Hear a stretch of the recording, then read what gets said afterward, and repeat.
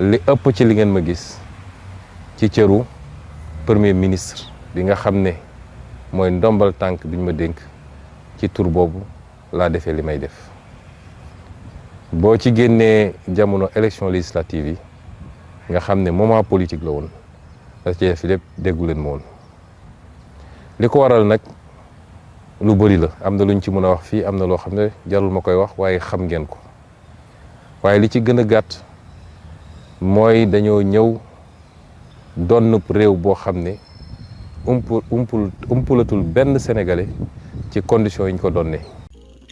Bonjour et bonsoir, salam alaikum, wa askanwi, bonsoir à toutes et à tous. Aujourd'hui, nous avons le plaisir ak mbégte boo xamante ni ñëw waxtaan ak yéen d'après discours du premier ministre kii di lee Ousmane Sonko, discours bu mu tenir d'après sortie bu mu def tout à l'heure dans les réseaux sociaux, n'est pas nag dans les grands plateaux, juste da ko def via les réseaux, via sa plateforme.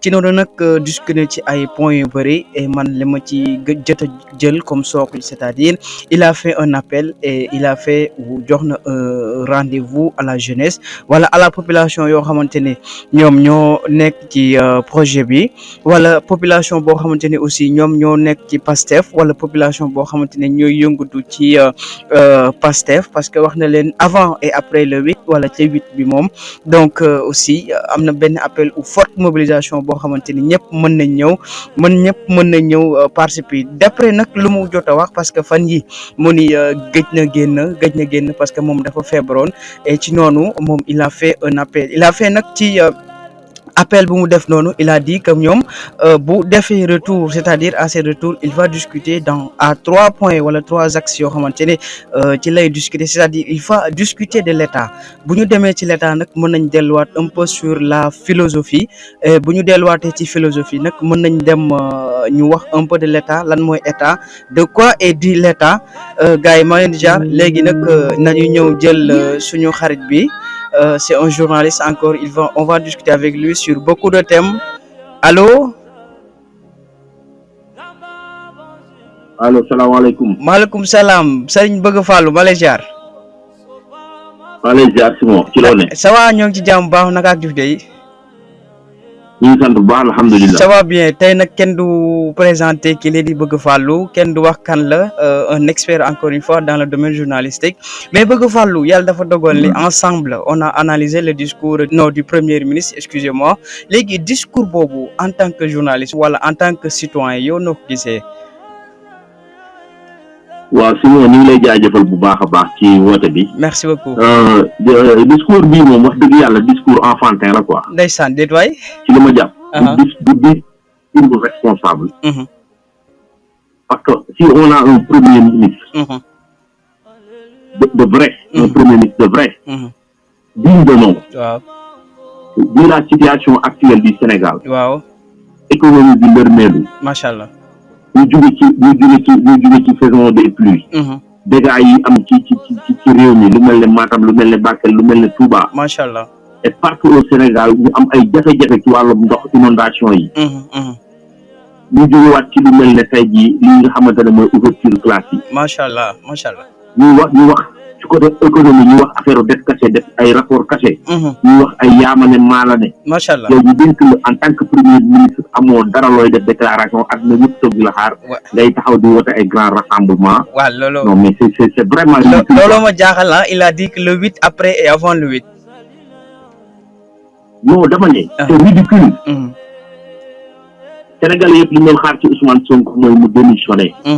on n'a plus besoin de lui. à la primature. macha allah il n'a qu'à dégager ñu xool keneen. ndërmeelal na Sénégal ndërmeelal na économie Sénégal. man nag su may wax je parle en tant que Chérif Mbaye Bëgg Fallou. loolu de Sénégal suñu yitte coordonnateur de Sénégal suñu yitte. macha allah man côté journalistique dama ko teg nële. côté journalistique dama ko teg nële. mais dañuy wax ci li nga xamante ne moom mooy les faits. Ousmane Sonko mi ngi à la tête de la primature. Sénégal ci suuf la jëm. dinañ dem bay mat suñuy we. waaw suñuy baaraam yëpp dina dagg. loolu am na su solo deful nag dinañ kuuñ. macha allah li ma ci jaaxal. ñu dénk la lu mel ne primature yow amoo dara looy doxal depuis presque 1 an et demi. presque la ñuy dugg ci 2 ans. bien ñu sûr fexe ba ba satisfaire population bi loolu c'est honteux. macha allah. day woote ay rassemblement. ma ne ko macha allah est-ce que aussi rassemblement boobu d'après axe yu mu jot décliné on va parler de l'État on va parler de politique et encore une fois détailler Pastef est-ce que bëggul aussi jaaree ci rassemblement boobu joxe les axes en 2050. non xam nga li nga doon wax léegi rek yabaate mënut a weesu. ñu lay xaar fii nga fël feneen. waaw ci loo xamante ne du intérêt population bi foofu la yabaate toll ngay woo les patriotes moom parce que waa Pastef lay woo. ndax waa Pastef ñuy ji. mais Sénégal du Pastef kese aussi ah waa Pastef. waa Sénégal du Pastef kese aussi ah. ah. ma ne ko Sénégal du Pastef kese. non du Pastef kese. moom nag dafa moom il ne respecte pas les Sénégalais. il ne respecte pas les Sénégalais bu fekkoon dafa respecter les Sénégalais. dina am leneen lu mu taxawee lu dul nii. macha allah. jamono ji ci liggéey lañ koy xaar mais pas ay woote ay rassemblement ay politique. moom la xam ne moom cadre politique pare na ci il ne sera pas candidat en 2029. yéeme na de est-ce que duñ jaaree foofu sax soulever beaucoup de dossiers le cas de Adji Sarr le cas de la dette cachée mën nañ ko wax. et li ma jaaxal amul preuve ah est-ce que am na preuve monsieur Cherif preuve yi ci dette cachée bi maanaam. preuve ndax am na preuve ci dette cachée bi. ban dette cachée yaa ban dette cachée dette cachée amu fi. lépp ay blabla la. lépp ay blabla la. yéeme na de ah mais li ci kanam lépp incha allah rabbi dina reer. mais li ko doon xaar moom mooy mu taxaw jafe-jafe askan bi mu taxaw ne leen am naa ci saafara loolu lañ doon xaar ci Ousmane Sonko mais pas ay woote ay rassemblement. te moom xam na ne sax moom fi mu ne nii pratiquement il a échoué.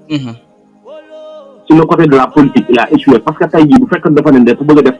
rassemblement boo xamante ne kenn mus a gisee au Sénégal mais mënoon na ko woote biir stade amitié. waaw loolu de am na loolu de am na waaw macha allah. mais mos na parking bi di ko fa def. mos na parce que il a dit que Dakar amul place. waaw c'est archi faux. ñun mën a abriter biir stade la Dior. stade Léopold Sédar Senghor boobu. waaw amul beneen fu ko mën a abriter. macha allah bu dee wóolu la doole mu dugg ci biir stade bi. macha allah macha allah. macha allah wóolu bu dee wóolu la boppam nga dugg ci biir stade bi. d'accord léegi monsieur Cherif ñoo boo doon rassemblement nit ñi ñëw nga taxaw ci buntu stade loolu ban njëriñ la am.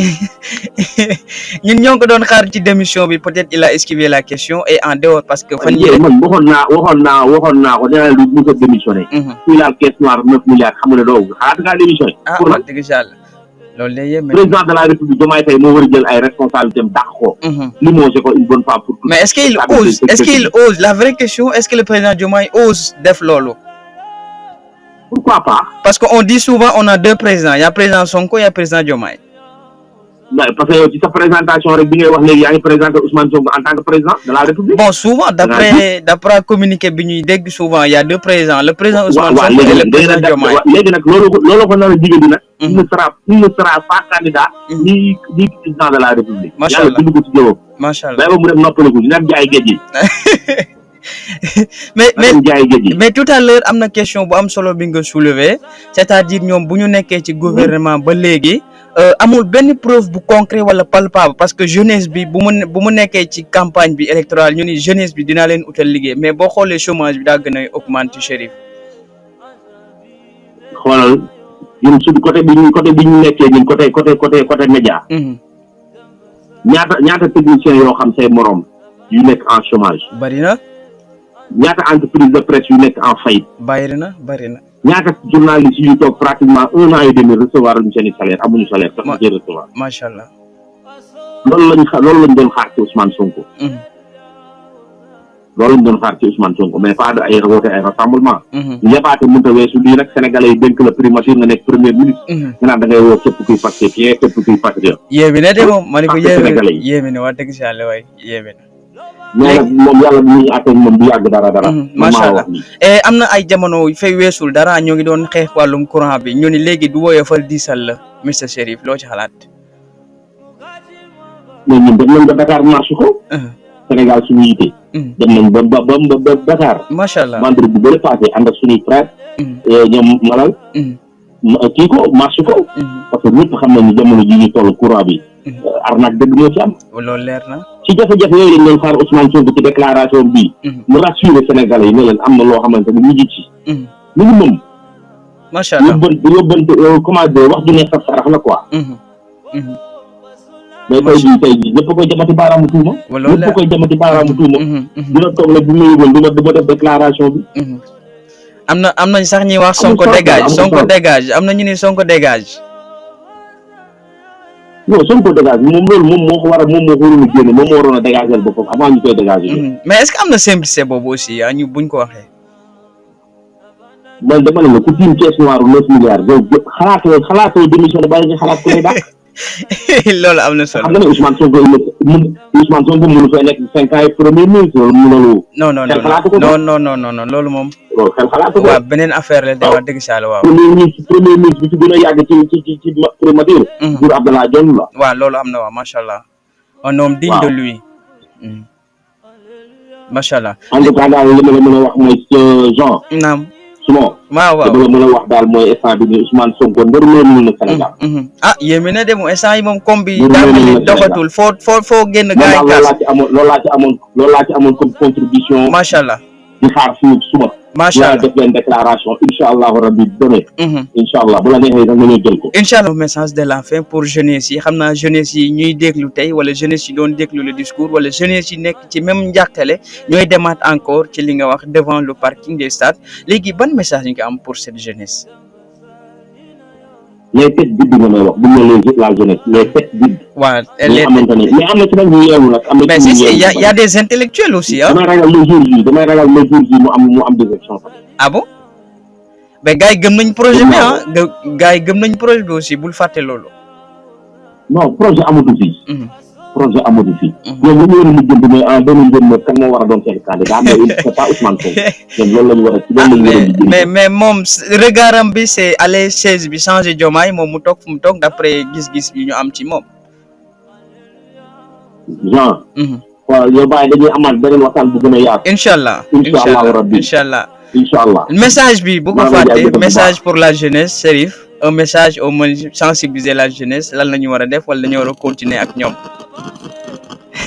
merci beaucoup en tout cas kontaan nañ ànd ak moom c'est Cherif Bëgg Fallou encore une fois d'après son mouvement Sénégal suñu jiite mais encore c'est un jeune wala c'est nit koo xamante ni aussi Sénégal moo ko tax a jug d'après rencontre yu ñu jotoon a def wala aussi les rencontres jot naa toog mu waxtaan avec lui en profondeur même il a des visions pour le Sénégal et encore une fois il a des visions pour la jeunesse Sénégal nag moo ñu ñor mais bu ñu déggee aussi le discours de Ousmane Sonko d'après sa maladie aussi moo ngi jéglu mu ne am na ñu bëree xamante ne ñoo ngi doon di ko envoyer message mais aussi le Sénégal a besoin de messages forts le Sénégal a besoin de message boo xamante ni sera la confiance et le Sénégal a besoin loo xamante ni jeunesse yi ñoo koy jiitoo suba encore une fois beaucoup de jeunes nañu ñëw andi seen CV loolu la ñu soxla que soit vous avez vu il y a l'augmentation de l'immigration clandestine agression yi mën naa joxe l'exemple ci agression bi amoon Mbour il y a même des civils qui sont inculqués dedans est-ce que bu ñu amoon les bons salaires wala bu ñu amoon message boo xamante ni mën lañ conscientiser ñu am loo xamante ni suba bu ñu xëyee yóbbu ko seen kër dina des seen pause mais loolu aussi loolu jàngaro la war nañ ko mën a développer mais boobaa nag peut-être nous attendons bien sûr le discours du président de la République Bassirou Diomaye gis nañ nag challenge yi bëri na bu mu demee fële ca Kenya ñoo ngi koy challenge le discours en anglais mais ça me rappelle en amont le discours du maire Babacar Diop bu mu demee fële avec les partenaires anglais les partenaires anglophone il a dit que le discours ou langage n'est pas important mais ce qui est important c'est d'ailleurs le message qui a été passé mais heureusement il a encore une fois il a réussi mais def na aussi le maire de Thiès il travaille bien la ville loolu lañ mën a wax d'après constat yi ñu ci am mais si vous avez aussi le constat ou si vous avez benn gis-gis ci discours Ousmane Sonko encore une fois ou si vous êtes prêt d'aller rejoindre Ousmane Sonko ci lu mu wax merci de noter dans les commentaires wala nan ngeen ko gisee le discours du Premier ministre Ousmane Sonko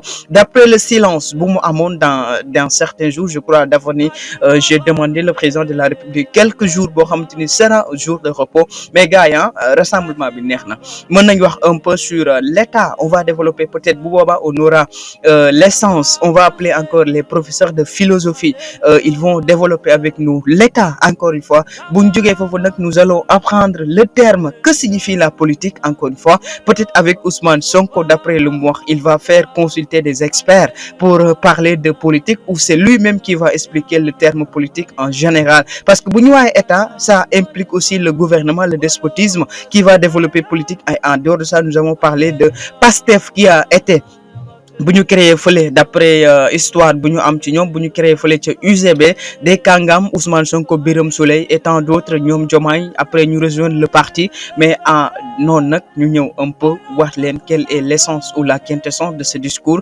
Merci de noter, votre commentaire nous fortifie davantage, votre commentaire nous motive, et encore une fois votre commentaire nous permet d'aller de l'avant. Si vous avez d'autres sujets que yoo xamante ni bëgg ngeen ko xam, merci de noter dans les commentaires. Lii nag tey dañoo amoon benn mbégte ñëw expliquer leen un peu sur le discours de Ousmane Sonko, loolu moo nekkoon essence bi, et je vous laisse avec le discours. Merci d'écouter et commenter, partager, n'oubliez pas de vous abonner, la chaîne est là, tendance à toutes et à toujours. Merci, bisous et bye bye, ciao.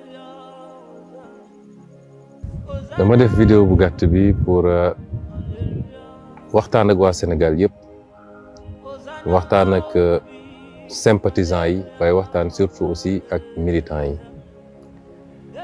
defe naa bi yàlla defee li muy def mooy jël lu toll ni Sénégal teg ko suñu loxo, jaarale ko ci élection président Bassirou Diomaye Diakhar Faye en mars 2024.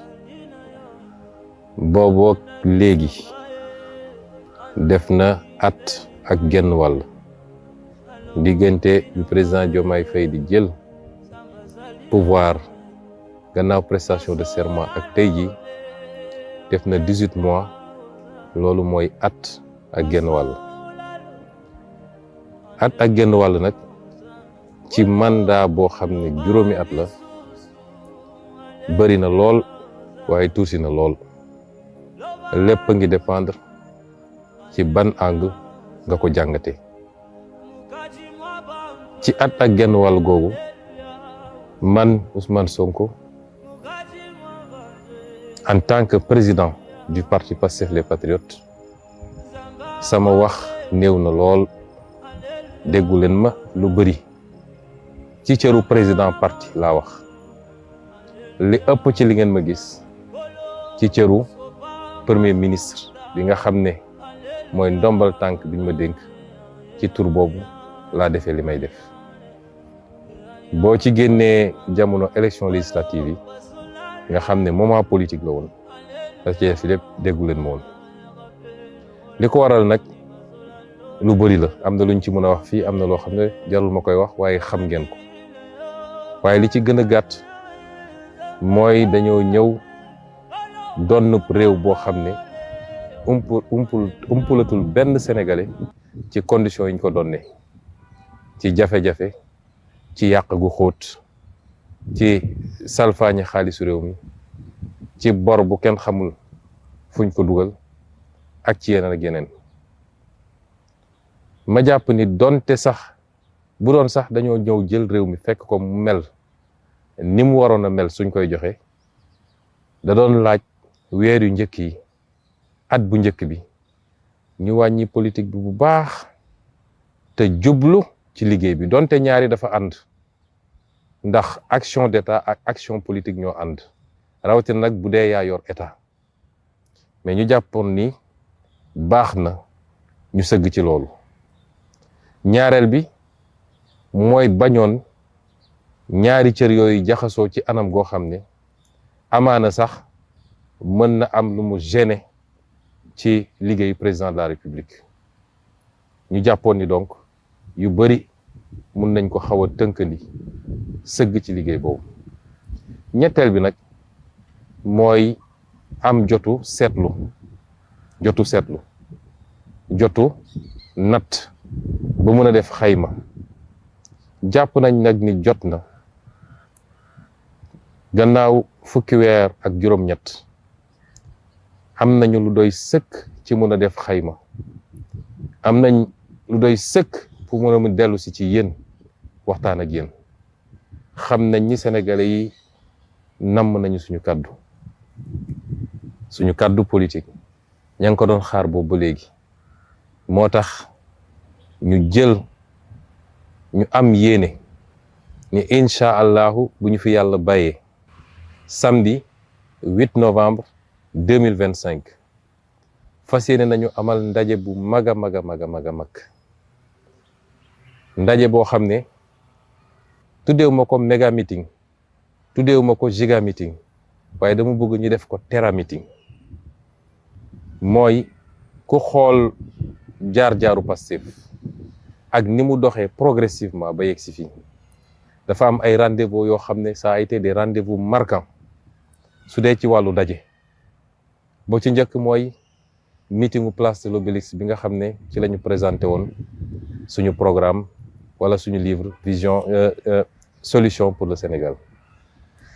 ñaareel bi mooy meetingu Kër Massar li nit ñi di tuddee le fameux meeting de Kër Massar nga xam ne fa la li gën a dëgër ci résistance bi fa lañ ko toggee ba mu andi ñu fii ñu nekk nii. bii nag ñu dëgmal ba fa war a nekk benn ci rendez-vous yooyu boo xam ne rendez-vous bu ni mel musta am Sénégal aussi bien ci organisation ci mobilisation que ci fond bi mooy lañ fay waxtaane moo tax may woo képp kuy patriote képp kuy sympathisant nga mobiliser wu ci bés boobu. soo gisee ñu tànn def ko fële ci parkingu stade Léopold Sédar Senghor mooy dañoo xool fu ne foo xam ne war nañ faa mën a am daje bu dajale lu tolloog dayoo Pastef waaye xool nañu place jafe na ci Ndakaaru moo tax ñu décidé ko def foofu. mbokk yi bés boobu bés bu am solo la parce que il y aura un avant 8 novembre 2025 il y aura le 8 novembre 2025 waaye il y aura surtout un après 8 novembre 2025 Pastef bi ngeen xam yéen miin ko te musul dem nag waaye dafa fekk rek am luñ doon defar te mu àndloo nag yenn yi Pastef boobu mooy dellu si le 8 novembre te à partir de 8 novembre nag bu dee Pastef bi muy nekk opposition la meloon ni mu mel tey Pastef nekk ci pouvoir dinañ wane ni Pastef googu li mu amoon te téye ko ba mun a jàkkaarloog jaaykatu doole boole kook li mu téye tey ci li ko sénégalais dénk loolu mooy soppi Sénégal ba faw loolu tax ñu woo leen foofu bés ba nag dinañ ci waxtaanee lu bëri waaye mun naa leen ci limal ñetti pàcc incha allahu dinañ fa waxtaanee état ndax yor nañ ko 1 an et demi lu bëri xew na fi du ma dugg ci détails yi lépp ñu ngi koy defee ci bés ba dinaa leen jagleel waxtaan bu xóot bu yaa ci état ak li ko wër yépp nag ci bépp fànnu état la cay dox la ca doxul lay gàllankoor li ñu def li ñu war a def lépp dinañ ci waxtaan. ñaareel bi dinañu waxtaane politique ci anam gu yaatu. ñetteel gi dinañu waxtaane parti bi nga xam ne moom la ñu bokk muy Pastef te ci ni ngeen ma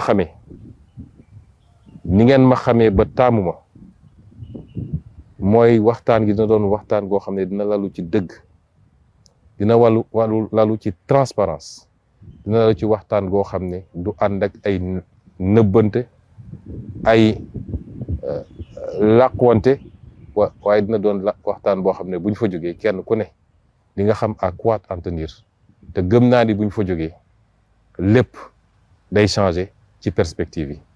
moo tax bu ko kenn raté, ñu ngi leen di gërëm di leen sant di leen remercier it ndax fan yi yëpp maa ngi jot ay message, maa ngi gis yëngatu bu bari gannaaw bu ñu yëglee ni suñu yaram dafa sutante. may dalal xelu ñëpp nag, jàmm rek, alhamdulilah. liggéey bi bëri na te ay at a ngi nii jëluma benn jour de repos, rawatina bi ñu jëlee nguur géeg léegi jëluma benn jour congé.